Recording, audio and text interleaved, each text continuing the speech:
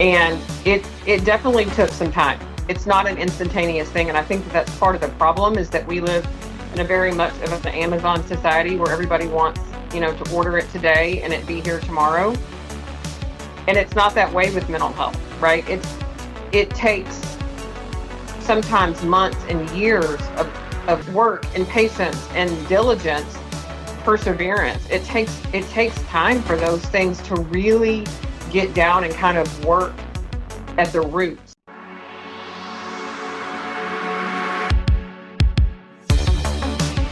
Welcome to OTR, Over the Rainbow, Achieving Mental Health for Real. This podcast offers hope to many people who needlessly suffer from mental health issues. Your host, Bob Adelman, brings you information on how you can recover from any mental health issue and achieve a happier life. If you want to know more, please check out his trailer. Bob's notes on today's show follows. Meet Jenn Robb, author, coach, wife, and fiercely devoted mom. With over 20 years in acute care medicine and certifications in functional and integrative approaches, Jenn brings both clinical expertise and lived compassion to her work. She's the author of Warrior Mom Rising, a raw and powerful account of her journey through her teen daughter's severe anxiety, depression, and trauma. Through that fire, Jenn discovered that true healing often doesn't come from a prescription. It comes from purpose, from community, and from knowing you're not alone. She wears many hats, but at the center of it all is one driving force, helping women, especially mothers, find strength, hope, and purpose in their hardest seasons. Now, here's Bob with today's show. Hello, welcome to OTR, Jenn. How are you? I'm great. How are you doing? I'm doing good. Okay, can you tell my listener about who you are and if you have a company or a brand? Okay. So I am the author of Warrior Mom Rising, which is a new book that launched in the middle of May. And it's really a kind of a book to help moms learn how to advocate, overcome, and thrive. And so it was written kind of out of my own personal story with my daughter's struggle with mental health, but also as a stepping stone and as a plan to help out moms who are actually struggling with those things as well. Okay, that sounds good. You're married? So I've been married to my high school sweetheart for 25 years. I mean, my college sweetheart for 25 years. And then we have 3 children. Oh, great. Yeah. Our 2 boys and then a girl. Our oldest is 20, and then we have 19, and then our girl is 17. Terrific. Okay. One thing I ask on the show, if you want to give us a little background on your childhood and how you were raised? Yeah, so I was raised in, kind of the picturesque picket fence kind of family, Christian family, 2-parent home, same, my parents have been now married for almost 48 years. I was raised by baby boomers, so I'm a Gen Xer. Right. So if you ever look at the generations, you kind of know how I was raised. My kids are in your ballpark age-wise. Oh, yeah. I guess they're Gen Xers too. Did you grow up in the 80s? I did. It was the best. Yeah. Way before social media ever came into play. Yeah. It was just Nintendo and Atari. And that's right. Sony was around for a while, and my kids loved oh my God, they just played and played and played. Yep. The Nintendo, that was my favorite thing. Yeah, they just loved it. I was in the age of Pong. Oh, gosh. And we go boom, boom, boom. And no, you get some games like Space Invaders, and we thought that was really great. Chess you could play and everything. But, so you grew up, and did you feel that you had a really great family, or?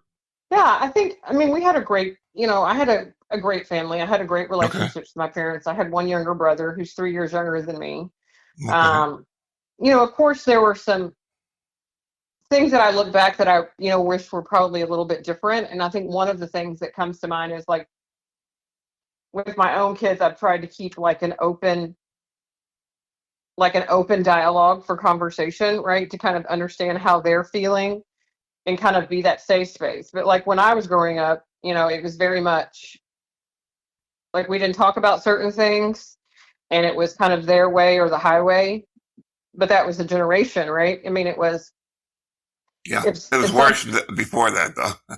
Yeah, if Yeah. something happens, you kind of deal with it very quietly, and then you sweep the rest of it under the rug, and you don't really Hmm. deal with like the emotional feelings and or the Yeah. Oh no. mental ramifications. You just kind of push it all and suppress it down and then deal with it, which is differently than how I've tried to deal with my own children. When I grew up, there was nothing. I always say that on here. It's hard to believe, but absolutely nothing. Mm, It took till I was 4 years into my torturous depression that my sister-in-law said, "Okay, this guy needs a counselor. Hey, he's not crazy. Yeah, right. he just needs a counselor right now." And they gave in, and it helped me. And that's why I'm here. I want to help the 11, 12-year-old child. Now it's better now. People are talking about their feelings, but you got to let them know that it's not forever and it can be recovered from. And it's true. I'm not lying. If I was lying, I wouldn't be here. Right. I've come so far, you wouldn't believe it. I mean, with the circumstances I'm under now, I would be devastated the way I was before.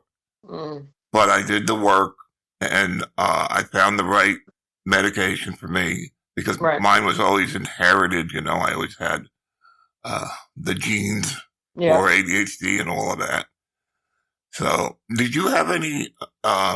Did you think you had any mental health issues in you know, your parents and your grandparents? Or was there ever a crazy uncle or something? You know, I don't know that there was really like somebody that, was the crazy, deemed that way. I think that there was a lot of, um, there was probably a lot of depression, like more on my mom's side, and looking back, there was a lot of, um, several of them that had like alcoholics on her, right? in her siblings. Hmm. Um, which I'm certain was probably, their way of dealing with a lot Yes. of things that they were feeling, right? Some of them were war vets and so on and so on. So, Yeah, it was their Xanax. Yeah. right. Hmm. So, I mean, there's PTSD that I'm sure that they were dealing with then. Hmm. But, again, it was back to the generational thing, right? They didn't, Oh they yeah. didn't want to label it. It was kind of a No. stigma. You kind of didn't talk about it. And it's Um, not over. It's not over. There's a big stigma now still. yeah, it Uh, is. And that's one of the things like why I wanted to write the book and to do that stuff, because I think even in these generations now, like Gen Z and Gen Alpha, I mean, you're seeing more and more of a mental health problem, but now it's, heavily exploited on everything because kids right. have cell phones and they can video and record every single thing now. Um, Yeah.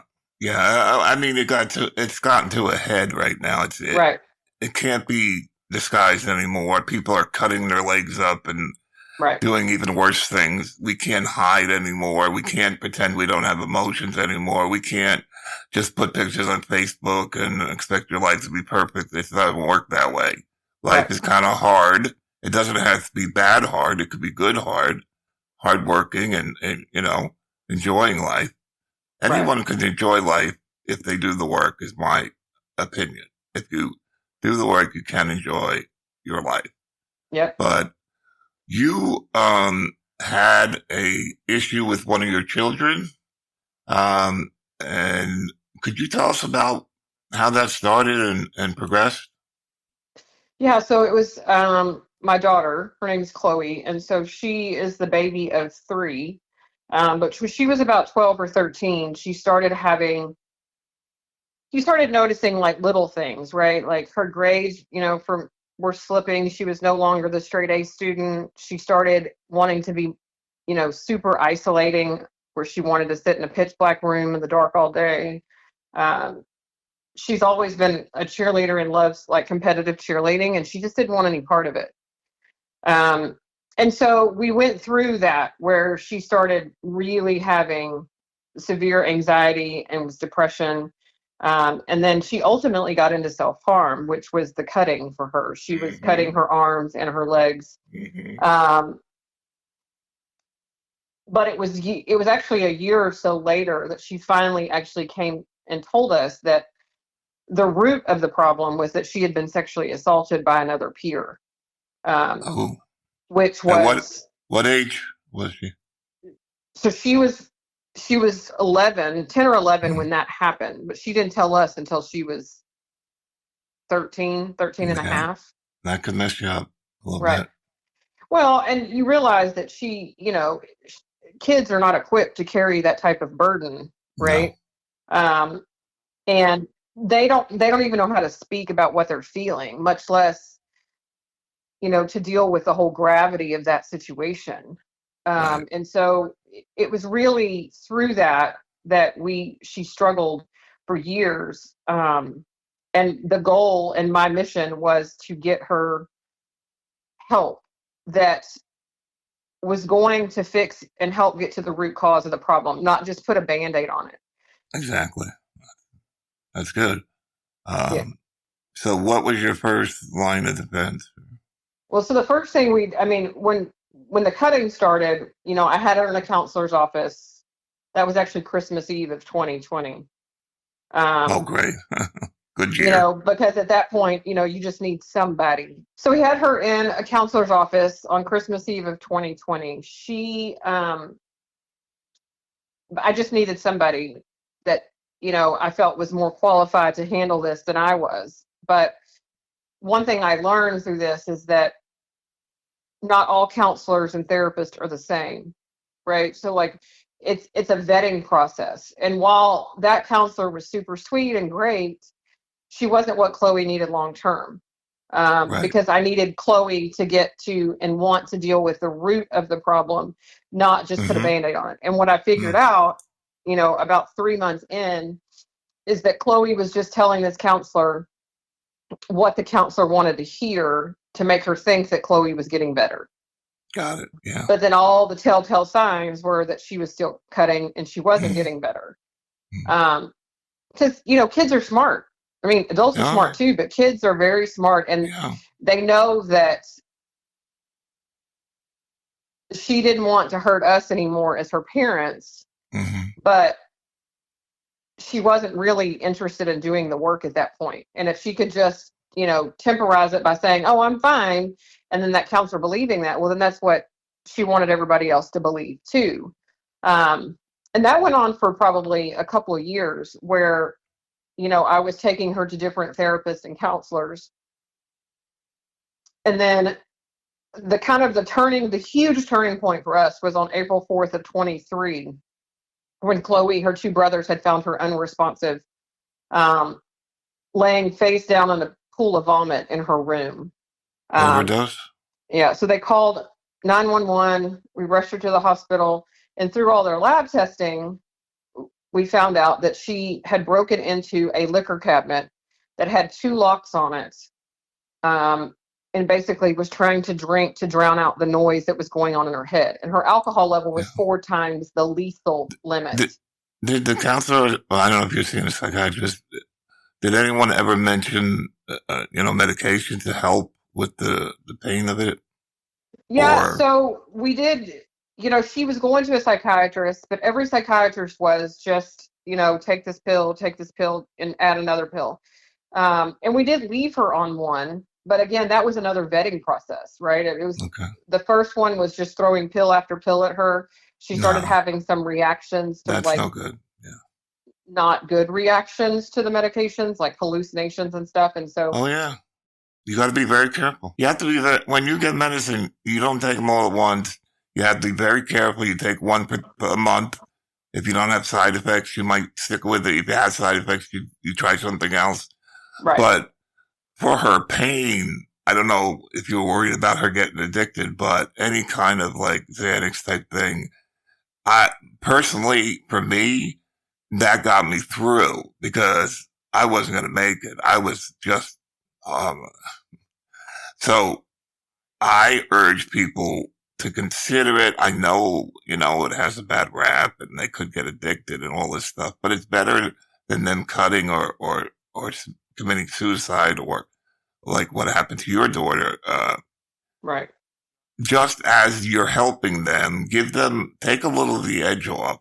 It's Mm-hmm. not like, it's not like drinking or something. It's just something that can really help a lot, and it's very unlikely that it'll hurt that much. Right. Yeah, and that was never an option. I think probably because she was, fairly young. Right. But I can see the value in that. But she, and that's even with psychiatrists, it's a vetting process, right? Trying to find the Oh right yeah. one, the right fit. And they all think they're great. So who do you believe? It's like any other profession. There's a large part of that profession that isn't that good. And then there's a large, there's maybe, I would say 25% that are great, And Right. so you got to find somebody. It took me years to find somebody that knew how to treat me. Right.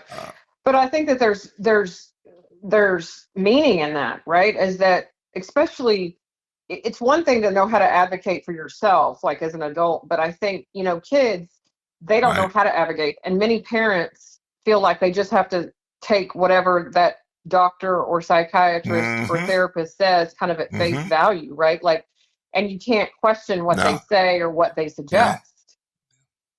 I had so much experience with bad psychiatrists before I found one that was good. Right. And that's what you want. You have to keep looking and searching for the one Yes.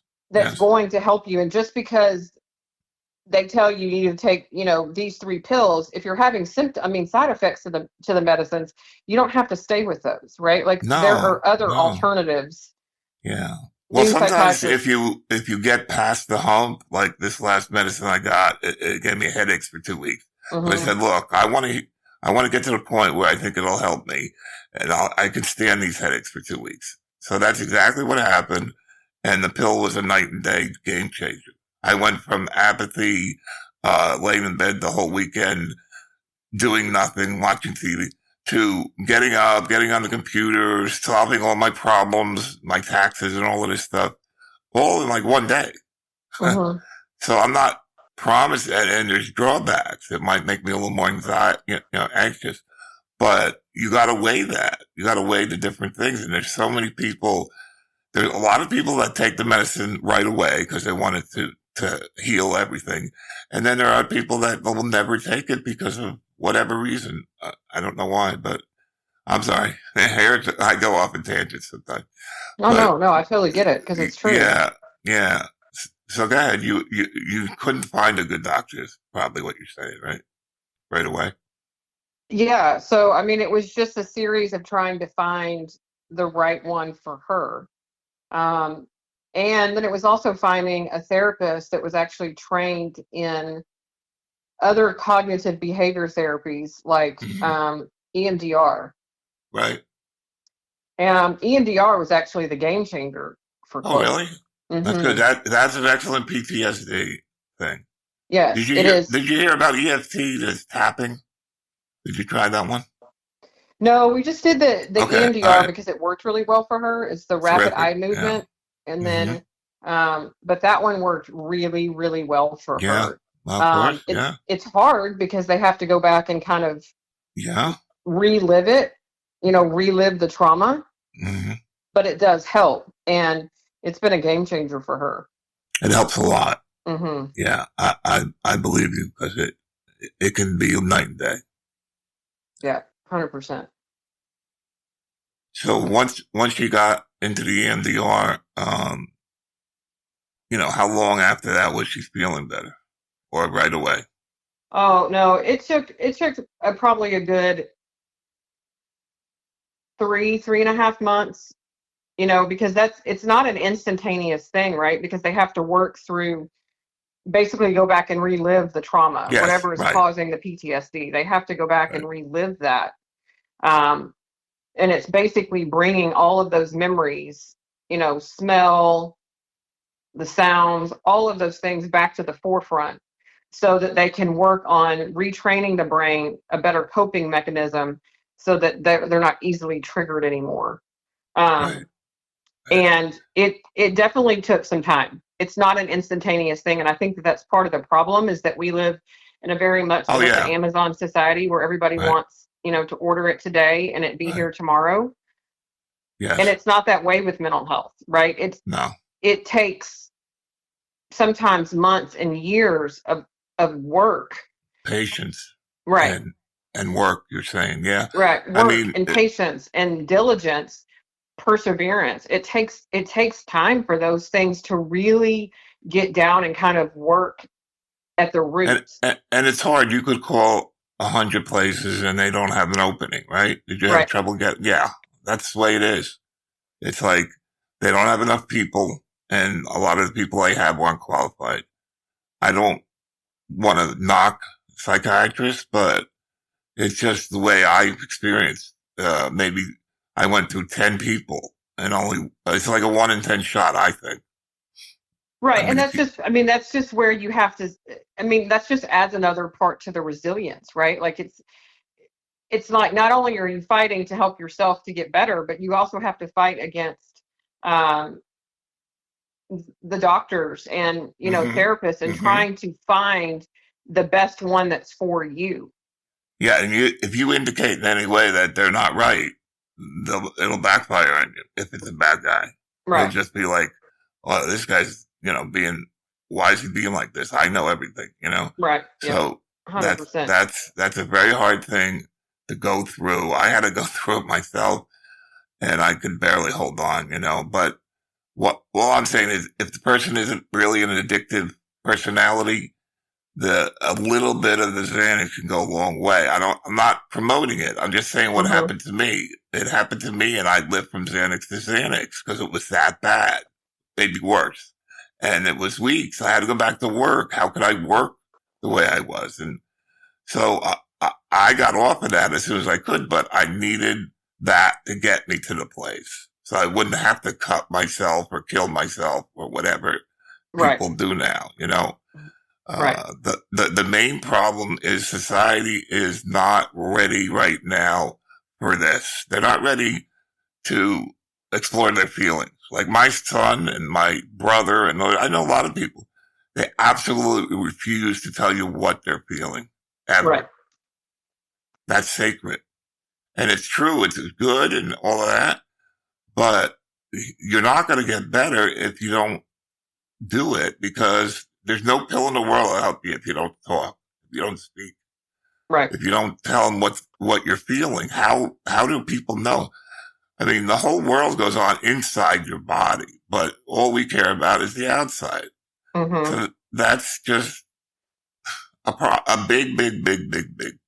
I can't tell you how much problem that really is. Oh But yeah, and I think that that's, like as a mom, like for my kid, like trying to create that safe space where she felt comfortable coming and telling me things, right? And talking about it. And as a parent, when you have a child that is struggling, you have to understand that there are days that they don't always want to talk about every single solitary thing. They don't want to right, relive, leave them alone. Yeah, right? But yeah, you just have to know when to say, like, to love on them and to hug them and to support them, and just say it's okay if you don't want to tell me everything today. Like there's still very right, many details of Chloe's trauma that I don't know, that she told the counselor when they were working through EMDR, and that's okay. Like I have to be yeah. okay with that as a parent. Oh, they're embarrassed to reveal it to their parents, especially their Right. parents. But But you have to if you be get, okay with that and just say, okay, well, I'm here if you want to talk about it, but creating that open dialogue and that space for communication. But they're not going to talk to you if you're in a reaction of like, tell me now. And then if they do tell you something, that you have kind of a overreaction to whatever it is that they're saying. yeah, and well, you don't cure them. You don't want to tell them how to feel better. Correct. You just want to validate them. Right. If they say to you, "Mom, I'm feeling really bad," and you should say, "I know you're feeling really bad. It will pass. Don't harm yourself. Uh, you know, do the exercises that the counselor might have gave you, all those things, but don't tell them well, maybe if we do this and that, well, you won't feel that way. And they're going to feel it. You have to go with it. And they have to face their own demons. Right. I mean, most people don't. Most people don't face their demons. But people that get in depression and stuff have to do it to get out of it. They can't back down. We had a guy in here, he had bipolar. He said the worst part was the feeling of anxiety that he had just to live, okay? And he said, if you back down, it will get worse. Mm-hmm. If you're afraid of something and you don't do it, now, within limits, if it's a car coming, you don't want to get hit by a car. But if you want to help yourself, you have to face straight on into the demons and say, I call them demons. Say, guess what? You can't do that to me anymore. You can't make me feel bad anymore.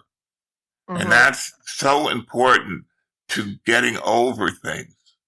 I mean, it's everything. It's just the ability to overcome the voices, the things that make you feel like you're not good enough. And, teenagers have to go through this with no equipment. We don't have a class saying, Right. oh, we're going to have a class on anxiety. It still doesn't happen. So, and ADHD people get thrown on the side because they're all messed up with detail and then people don't like them or something. A lot of people, ADHD are okay with people, but there's so many that have problems because they just don't get it. They don't get life. They don't understand things. But PTSD is very common, very popular, I guess you could say. And, you're living proof. I'm living proof. I can name 1,000 people living proof that it works when you do the work and you're not afraid anymore. You have to get not afraid. Right. Otherwise, you're going to cut. You're going to create trauma. That's a big one. Oh, my life is drama, let's say. I mean, you will make up problems. Believe me, I know. I'm still doing it. Mm-hmm. I catch myself in it. I say, no, Bob, this is crazy. Just back off. And that's what you have to do. And I emphasize, you have to do the work. And without doing the work, you're going nowhere. But anyway. Well, I think, one thing that, really helped us with Chloe was coming up with a code word for her, right? So if she was having a really hard day and she did not want to talk about it, one of those things that we did was come up with a code word for her. And that was very, very beneficial because all she had to do was say the word and we would know that she's having a really rough day, but she doesn't want to talk about it. There you go. That's very good. If you look at something like that, then that's a step where you're trying to still be supportive and you're helping and you're doing all the things, but you're not forcing them to talk about something that's really hard for them right at that moment. And they grew up in a good time period because in my time period, the parents didn't really care that much about their children. I hate to say it, but they loved their children, mm-hmm. but they didn't care if they're having a bad day or anything. They just ignored us. We were on our own pretty much. They were loving people. I don't want to say anything bad about my parents. They were great providers and good people. But people needed, especially I, needed much more. And they knew there were problems. I would sit in my room the entire day because I didn't want to get up and face another day like this in school when I was in high school. They just let me sit there. Did they come up? Did they bring food to me? I would sit there until I got starving to death, come down and have the leftovers. Oh, man. But the parents, they weren't supposed to care. That was part of the rules back then. Yeah. There is no mental health. what is that? There's no such thing. You're either crazy or you're normal. Those are your two things. If you're anything else, we don't want to even deal with it. And that's what they did. They didn't deal with it. They left me up in my room for the whole day in the dark, just lamenting, making things worse. But today, thank God, people have woken up. Mm-hmm. But the thing is, the only way to beat this monster is to fight it. And I don't know if that's why we're here on Earth, to do that, but I know I had to do it. I didn't have a choice. That's what depressed people had. They don't have no choice. We have to do it that way.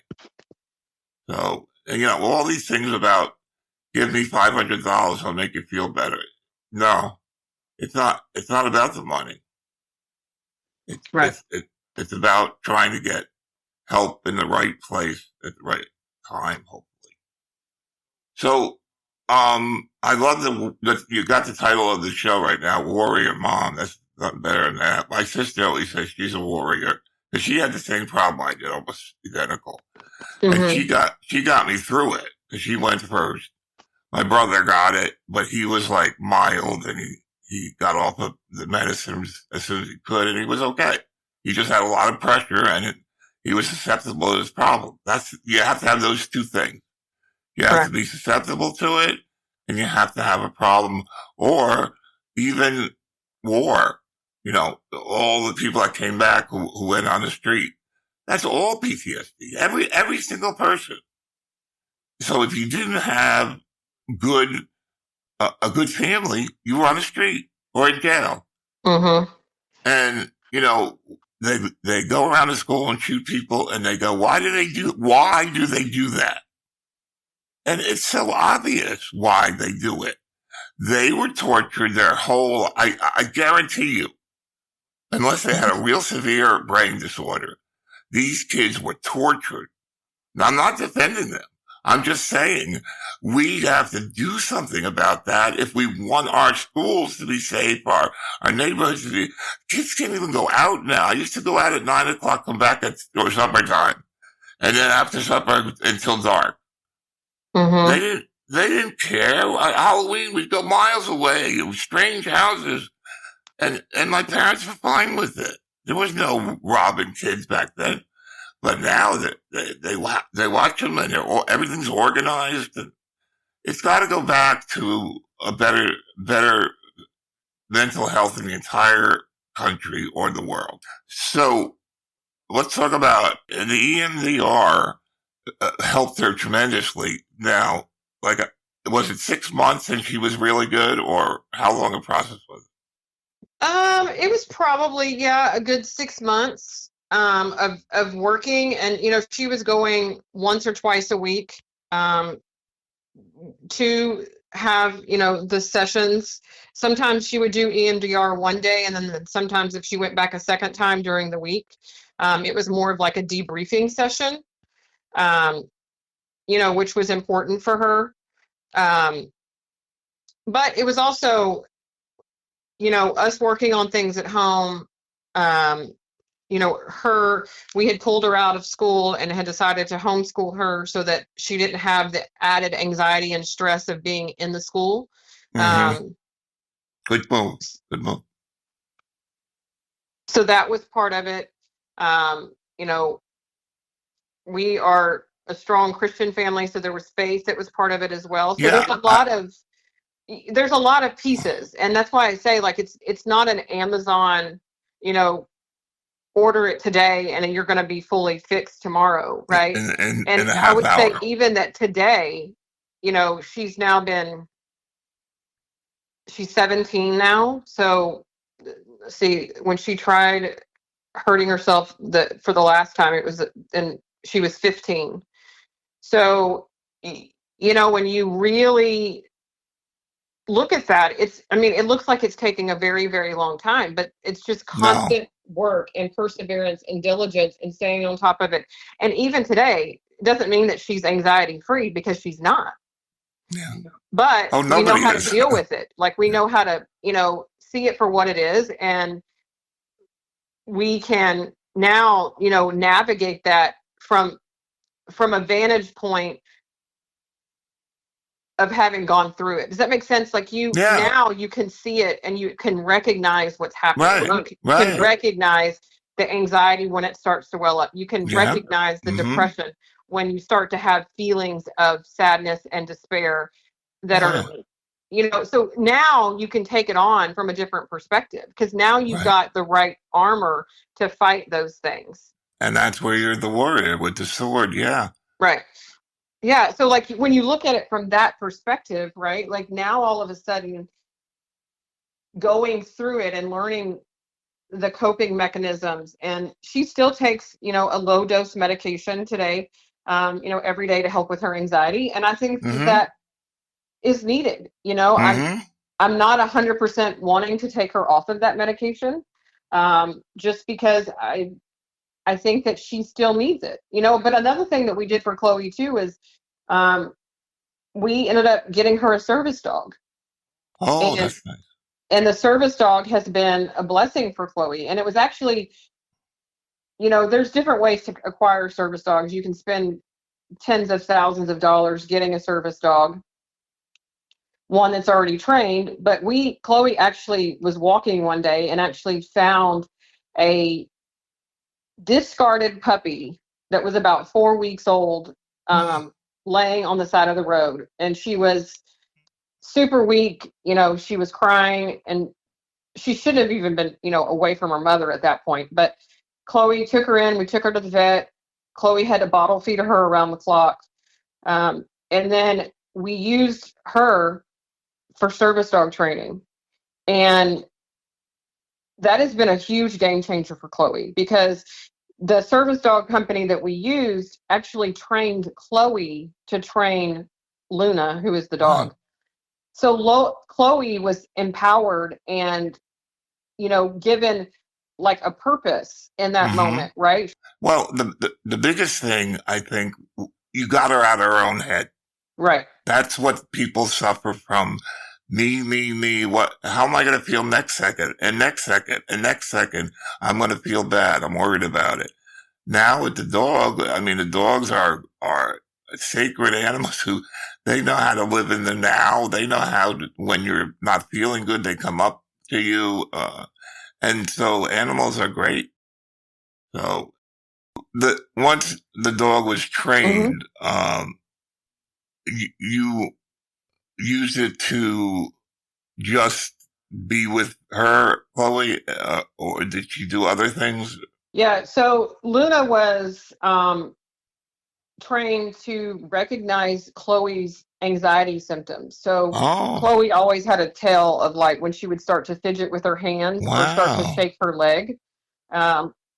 Yeah, so Luna is trained to that when she sees Chloe start to exhibit those behaviors, she either nudges in her hands to break up so that Chloe can't like rub her hands together and that she can pet Luna. Mm-hmm. And Luna's also trained when Chloe starts shaking her legs to lay her body across Chloe. Okay. Which gives the pressure, right? And gives a sense of, oh, it's beautiful. And so she's essentially giving her a hug in that moment. Yes. And that is very, very comforting to Chloe. I bet. Luna she's been trained.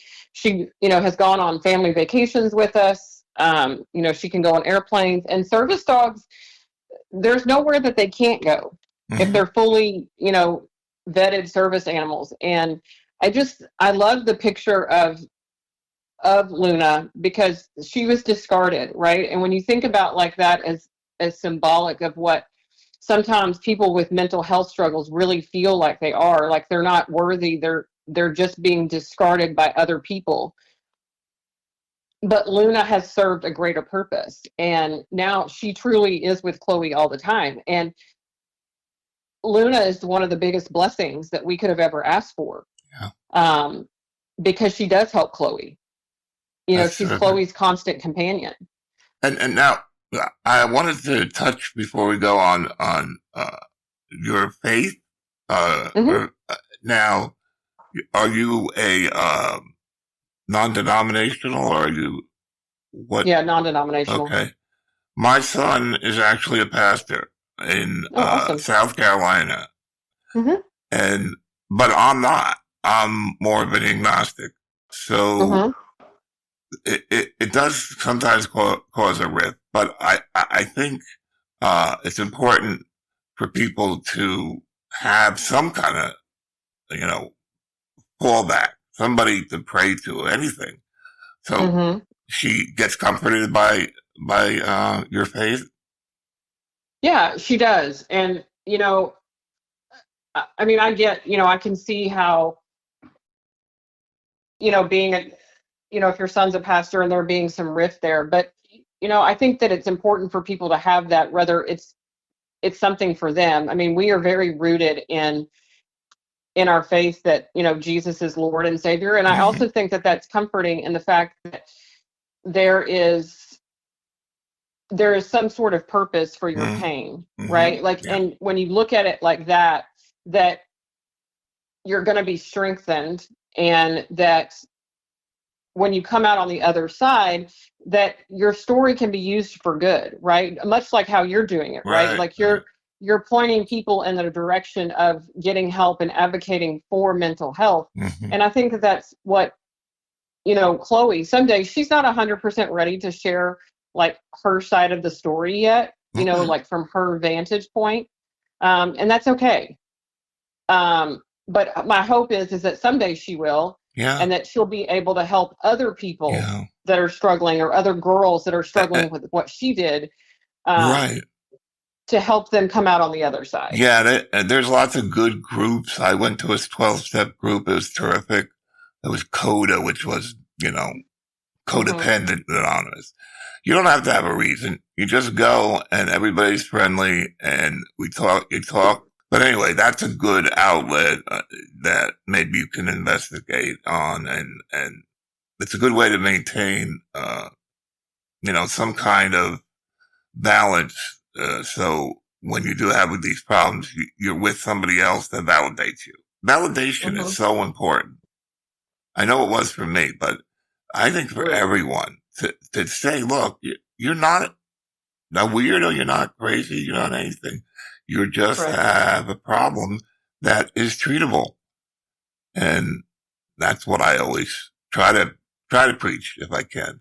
Right. Yeah. The end of my show usually is your place to either talk to the audience, send us your links, that we can go buy the book with. And I know you said Amazon, but if you just want to say something at the end and cover something I may have missed.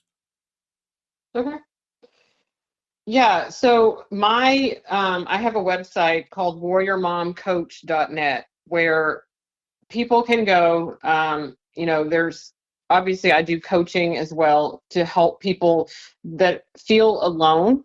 And so if I don't want people to feel alone, right? And if they need help or they need um, support in that way, that's what the coaching is. But there's also free resources on there. There's a link to a Facebook community for moms to help support each other as well. And then the book Warrior Mom Rising is on Amazon. And if you do Kindle, like Kindle Unlimited, it's free to download. Oh, that's great. I mean, Yeah. if you have a kid out there that's having problems, go get that book. And you just have to work. You have to do the work. It doesn't matter what We your have to do the religion work. is or anything else. Doesn't matter. You just have to go there and work at it. And you have to take the first step, which is tell somebody. Don't keep Yeah. it to yourself. She kept it to herself for a long time, right? You said 3 years. She did, yeah. Yeah. And that was needless. That's what I always say, needless suffering. She didn't need to Right. suffer. I didn't need to suffer, and no one else needs. Well, there's enough suffering to go around. We don't need more. Agree. They always say, well, it'll make you strong. But what about the people that don't survive? So it's not a bad thing not to, have problems, but it does strengthen you as a person if you fight it. if you don't fight it, or you just, do what everybody used to do, drink, that was the big thing. Like, you even see it on like a show like Blue Bloods. They're out chasing people with drugs, but they're drinking like crazy on the show. I never could understand that. But, yeah, I mean, I don't know. I think there's not one person out there that can't be helped. I don't think it's hopeless for anyone. I agree. There's so many things now. Everything's new. Everything's coming out.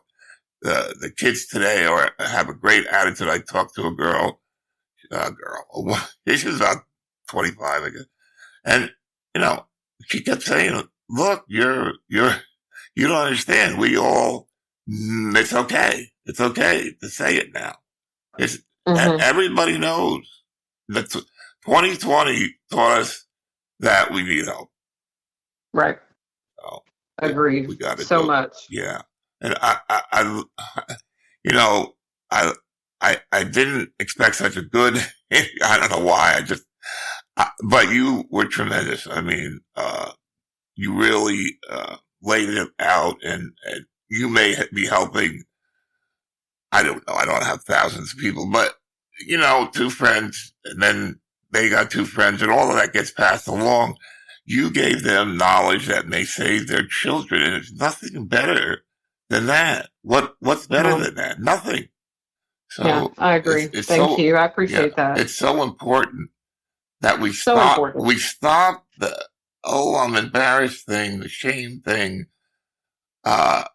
People suffer because they don't want to do it. They don't want to admit that they have a problem with the brain, and it's well known. I mean, everybody will tell you that you're born with a lot of this. Your susceptibility is there. One alcoholic is another alcoholic. You're born with this. So what are you going to do? Not take medicine that you need, not go to counseling that you need. So this whole show is about stopping the needless suffering. And I hope I reach at least one person who I think you do. I mean, I think that's important. You have an important message. I mean, it has to be told, and just that people need to be heard, and they need to be validated, and they need to be supported, right? And not told that, they're crazy. They just need to be. Yeah, but it's there. Because when I go to a hospital just for a regular reason, they're like, they don't listen to me because they think I'm crazy. Oh, you got all the medication? Oh, you're crazy. So it's there. And it's ugly. Right. And ADHD people are just waking up to the fact that we're not weirdos. We are weirdos, but we're not wrong. It's not wrong to be a weirdo. We're all weirdos in some way, we right? all are crazy. That's why I always say that. We're all crazy. Yes, we are. We're weirdos in some way. Yeah. So to be ADHD is a burden, but it wouldn't be if our society adopted us and said, we know you got a problem. Let's use you for your talent, your imagination, your spatial recognition, all of this stuff, your big picture, look at life. The ADHD were people that would be the first to catch the lion or the tiger coming because I go to places and all I hear is the music in the background. So we pay attention to everything that we shouldn't, and we don't pay attention to somebody right in front of us. So try to understand a person like that. I know it's hard. Right. It's hard to live with a person like that, but please try, because it'd be so good if you could just be patient and loving and helpful. So, again, I thank you very much, and it was a great interview. Have a beautiful life with your kids and husband, and thank you. All right. Thank you. I appreciate it. You too.